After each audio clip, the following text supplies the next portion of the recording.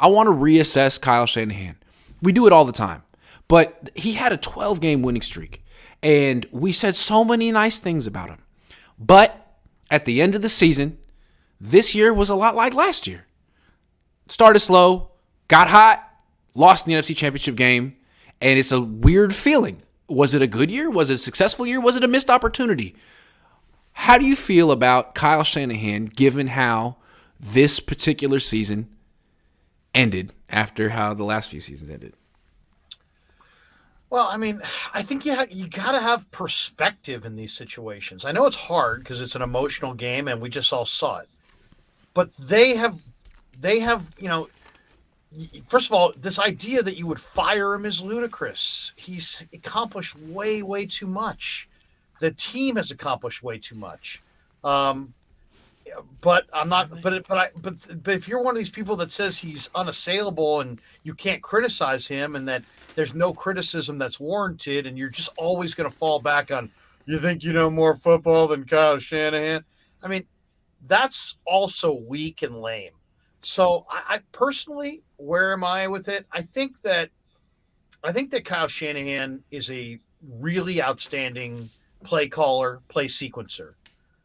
To this point, I haven't seen him develop a quarterback, so I don't think he's like Mike Holmgren or Bill Walsh, and he's like a quarterback, whisperer developer. I haven't seen any real development of his quarterbacks. I think he's a great play caller, and I think he's got a great fusion, run pass fusion in the play action game, but I don't think he's a personnel guy. I'm pretty sure he's not. I think probably if we really had all the information, you could trace down many of their swings and misses at the top of the draft to his whims and his personnel evaluation thoughts. So I don't think he's an evaluator. I don't think he's an incredible quarterback coach. I think he's really a cool guy who's an offensive coordinator who just happens to be the head coach. Now, I do talk to the players every week. He's very popular with the players. He's very they believe wholeheartedly in Kyle. And Grant, that's a huge part of the equation, is there's so many rooms where the guys don't believe. So he has their belief, and that's really powerful. But powerful enough. They haven't had. I don't think he's had the quarterback up till now. And I think that's a big part of it. As far as his San Francisco tenure, I don't think he's had a quarterback that he could trust and that was worthy of trusting until this year. Let's slow down for a second, Larry. I'm very concerned about Kyle. We've seen him for a long time. He's been in the playoffs multiple times. And the way he loses, like let's forget Brock Purdy for a second. Let's go to the series before then, when he was on defense and he didn't challenge that 4th and 3. Like, that was the game right there. And I don't understand how he does that in the NFC Championship game. It seems like no matter how well he's coaching, when it comes down to the NFC Championship game or Super Bowl, you can count on him to do something like this. And it's like, frankly, this is the kind of way we talked about Jimmy Garoppolo. You could say, like, look, he could have the greatest October, the greatest November. I'm still betting against him in January. He's going to find some weird thing to do that's going to ruin this season. And he would. And it's like, is Kyle different? He finds amazing ways to lose games with great teams. And so, like, yeah, he's good. But, like, is he ever going to get over the hump? If you had to bet money, do you think he's ever going to win a Super Bowl with the 49ers? What do you think? I do think he will. But I hear the frustration, and I understand. It's a fair question, right? It's a fair question. He blew that call. And yes. There wasn't one indication. There was two. The ball, you had a Fonga saying it was incomplete. And then you had a wide receiver who was involved in the play sprinting to the line of scrimmage. That's two indications that ball wasn't caught. And you got to throw the challenge flag there. Yep. I don't care if it's the first play of the game. It happened to be the 6th offensive play of the game that Brock went out. So this was what? This was 5 plays earlier. This is like the 3rd or 4th play of the game. but you got to be ready when the game starts. I talked to Steve Young on Friday. I said, Steve, what advice would you have for Brock? And his advice was, these games go by in the blink of an eye, and there's a ton of everything going on. So be ready at the start of the game. Yep. And I just felt like if that advice had been for Kyle and not for Brock, it would have been apropos, would have been fitting. I like that. Because that game got away from them immediately. It got away immediately. I don't think he was comfortable, risking his timeout that early into the game. But you don't get to write the script. The script sometimes writes itself, and you have to react. That's why Gabe Kapler isn't Bruce Bochy, because Bruce Bochy watches the game and reacts in real time. That's poise. Kapler's looking at crib notes. That's poise. And I think Shanahan in this situation, in his instinct told him, we're not going to waste a timeout here. The game just started. I may need that. But this was a pivotal play, and ultimately the buck stops with Kyle. And if there were no indications, that would be one thing. But you got a defensive back who's calling incomplete, and then you have a wide receiver running to the line of scrimmage. Right then, you've got two indications that flag's got to be thrown, or call timeout. Got to be thrown, or call timeout, or call timeout and be like, we want to see a replay. There were two challenges that both went against the Niners. There was that one, and then there was the Sirianni that led to a fumble. I thought the refs were awful in this game, because also on the Josh Johnson fumble, the 49ers had a false start that should have killed that play. And instead, it was a turnover and no false start on the Niners. So even in a situation where the calls went in their favor, it wound up burning them. But Kyle had to be on his game immediately off the start of the game. And I don't know if he couldn't believe that a play of that magnitude would happen that early in a football game, but you had multiple indications and you didn't throw the flag, and you got to own that one. You got to wear that one. Yeah. And to me, that's him, his brain locking up. That's just him kind of choking at a critical moment. But that's not what I'm most concerned about with him. To me, what I'm most concerned about is the quarterback injury thing. I feel like we've seen 6 years of him. He's only made it through one season with a quarterback not getting hurt. And this year, 4 quarterbacks got injured, which has to be a record. And the question is, why? Is it the offensive line's fault? I don't think so. I mean, one quarterback got hurt in a freaking running play running between the tackles. One quarterback got hurt on a free rusher that came in and there was no hot route. That was schematic. And then this one was a tight end who couldn't block Hassan Reddick. So to me, what Kyle is, you said a minute ago, he's a great play caller and sequencer. I want to be specific there. To me, he's great at pass patterns. He's great at route combinations. He's great at run blocking angles. He's great at pre-snap motion, all the flashy shit. You know what I mean? All the shit that you can point to on the film and be like, look at that. The guy's open downfield. Oh my God, look at that blocking angle. Look at this motion. Pass protection isn't sexy. No one's going to say, oh my God, look at how they picked up that blitz. It's not sexy. It doesn't feed his ego, and so he's just not freaking interested. And he says stuff like, well, Tyler Kroft should be able to block Hassan Reddick. In what universe? No. But in Kyle's mind, hey, I'm looking downfield. Brandon Ayuk was open. So what Kyle does is, instead of actually taking responsibility for protection, he just says, well, the quarterback should have stepped up. And in the process, he's on his 7th quarterback in 7 years. He's gone through 6 in 6 years, Larry. 6. I look at it this way. You're making decisions at the end of camp. Look at their tight ends. Kittle's a blocker and a receiver. He's both. Dwelly's just a receiver. I think Kroft is just a passable blocker. He's just a receiver. Yeah. He's not an elite player, but he's a receiver. Yeah. Charlie Warner is a blocker, but he's not a real powerhouse blocker. He's more of a tenacious, try-hard blocker. How about invest one of your 4 tight end spots in a real, legitimate Jamie Williams type blocker? How many tight ends have the Niners drafted since Kyle got here? 3?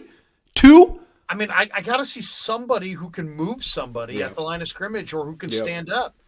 And this is the one thing about this one play, though, with Reddick. It's like, if you're good, you're gonna have to use guys like receivers and receiving tight ends, sometimes second tight ends, as blockers. You're not always going to be able to go big people and put somebody and have a mismatch in front of them. There's sometimes you're going to have to ask a guy to hold on for dear life.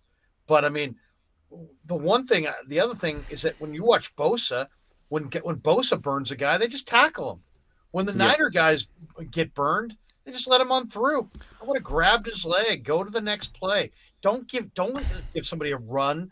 You don't want to give any defensive lineman a running start at your quarterback. I would much rather trade that for a holding penalty. I got one more question on Kyle before we move on. You said a minute ago you are confident he's going to win a Super Bowl with the 49ers. I am. Is that going to be because he looks in the mirror, swallows his pride, and makes a few adjustments and improvements, or he sticks to his guns, doubles down, and eventually gets some better luck? I think it's going to be the combination of personnel and quarterback. I think he's got the quarterback now, and if he brings in a guy like Brady, I think Brady would obviously be a great quarterback for them. But even if Brock Purdy, if he waits for Brock Purdy to get healthy, I think he's got the guy. Steve Young said it Friday night. He said Kyle has been searching this entire time for the guy who can process what he sees at the line of scrimmage. He finally has that in Brock Purdy. Now he's got to combine that with athletes at the weapon spots, athletes on defense, and an offensive line. And they're not there. They have one open spot on their defensive line. Kinlaw was destroyed. You can't win a Super Bowl with Javon Kinlaw as a starting defensive tackle. I'm convinced of it. And I don't think their offensive line is good enough. The rest of the athletes on defense are good enough. The rest of the weapons are good enough. The quarterback, if healthy, is good enough. But they don't have a complete offensive or defensive line. Is the head coach good enough? I think the head coach is good enough. I feel like there's so many examples of good personnel. I think, and then I'm not blaming Lynch as much. Personnel? This is about lack of personnel. Kinlaw Lack got of personnel? destroyed. Brendel was a street free agent. McGlinchey was lacking. They need better players on both sides of the line of scrimmage, and I think another significant corner piece, whether that's Mosley coming back or somebody in the draft or free agency. They need another corner. They need a defensive tackle. They need a couple of really good offensive linemen. And I think with this quarterback and the rest of the equation, they could win a Super Bowl. But I thought Kyle Shanahan was the coach of the year. Like he needs a Pro Bowl team. He needs no weaknesses. He needs the best roster. He has the second best roster in the league. He needs the best roster in the league. They went to the NFC Championship last year. They had a right side of their line was Brunskill and Compton. But I mean, like at a certain point, from the Super Bowl with Mr. Irrelevant. Hold on, is he Mr. Irrelevant and QB3, or is he Brock Purdy, a top 10 quarterback in the league? What are we doing here? Brock Purdy, but I'm just saying, you are what you are, and he was drafted in the 7th round. He also was their third quarterback. They're one win away. He's their best quarterback, though. Right. I guess in one way you could blame Kyle for not putting his best quarterback out there. Yeah. Week 1. Yes. But I'm saying, like, what are you looking at, man? You're the genius. You're the expert, not me. Larry had a better sense of who the best quarterback on the team was than Kyle Shanahan. Larry did. Larry Krueger, everyone. Larry, he had it. Kyle had to figure it out late. I almost felt like Kyle stumbled into it. There had to be 2 injuries for Kyle to figure it out. 2. I don't know how Kyle exactly thought of Brock, but at least I'll say this. He looked at his owner and said, I invested 2 million in Nate Sudfeld. And guess what? I'm kicking Nate Sudfeld to the curb. So at some point before cutdown date, Kyle saw something enough to tell Jed that he just pissed away $3 million of Jed's money. Final question about Kyle, then we got to move on. There's a lot of examples in sports of coaches who are good. Kyle's good. Who take a team to a level that's high, but can't get them over the hump, and eventually get replaced, and the replacement either does or doesn't take them further. A lot of examples of that. Eagles did it with Andy Reid, and it worked for them. It worked for Andy Reid too. You don't feel that vibe with Kyle Shanahan at all? I mean, he's had the last 4 years, 19, 20, 21, 22, everyone said best team in the league. That team's going to win the Super Bowl. Couldn't get it. 0 for 4. You're really not thinking that he might be the kind of guy who can take you right to the doorstep but can't get through? That hasn't crossed your mind? I don't see a fundamental issue, or I guess, or an issue. What about the quarterbacks getting hurt all the time, Larry? What are you talking about? Well, is that on the head coach? Who's the common denominator here? Well, but I mean, Mike McGlinchey? Is it on the head coach? I mean, every team that doesn't win, Belichick didn't win. Is it on Belichick that they didn't win?